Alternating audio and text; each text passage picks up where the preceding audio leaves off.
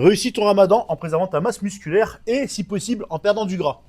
Le matin, j'associe caséine et crème de riz car ça s'épaissit vachement dans le shaker et donc il y a une plus grosse captation du volume hydrique. Ça t'hydratera davantage et préservera ta fonction rénale. Ça retarde la fatigue également. La caséine est une protéine lente. 80% des protéines du lait sont de la caséine, celles que l'on retrouve dans le skyr, le fromage blanc ou les fromages en général. Associée à la crème de riz qui est comme une source de glucides importante pour démarrer la journée. Les deux s'épaississent et feront quelque chose qui en plus vous calera un petit peu, entre guillemets, vous stoppera la faim ou du moins la retardera. Les vitamines pour le bon fonctionnement. Les glucides de la crème de riz viendront pousser littéralement la carnitine qui est un acide aminé qui vous permet de déstocker des graisses. Certains disent qu'elle est inefficace orale, elle est moins efficace injectable qui d'ailleurs est interdite, sauf si on l'associe à des glucides qui vont littéralement déclencher un pic d'insuline et pousser la carnitine dans les mitochondries, ainsi réaliser et permettre une oxydation de vos tissus adipeux pour générer de l'énergie.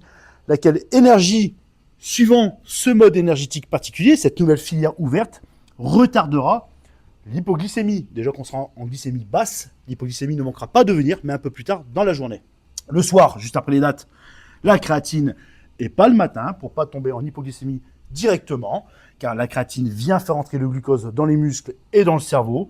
Après les dates, la créatine, parce que les dates contiennent du fructose, c'est-à-dire le sucre des fruits, fructose, comme son nom l'indique, qui est très rapide, très violent. Juste après les dates, quand on casse, créatine, repas normal, je vais à la salle. Après ma séance, à nouveau, créatine pour régénérer le glycogène de mes muscles et ainsi stocker tous les glucides très abondants durant le mois de Ramadan, car on se gave quand même de gâteaux et de thé vert très sucrés, même s'il est à la menthe.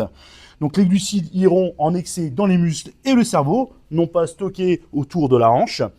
Caséine à nouveau, car on va bien dormir quand même 4-5 heures, donc il faut préserver la masse musculaire à nouveau. La protéine plus rapide aura été consommée avec la viande ou les laitages.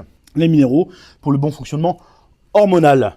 N'oubliez pas de manger épicé, ainsi nos 3 astuces, carnitine le matin, créatine quand on casse le jeûne pour réguler les glucides, et épicé pour déclencher une thermogénèse. Les épices, poivre, piment, curcuma, gingembre, anti-inflammatoire, anti-cancer, antioxydant, déclenchent un phénomène qu'on qualifie de thermogénèse.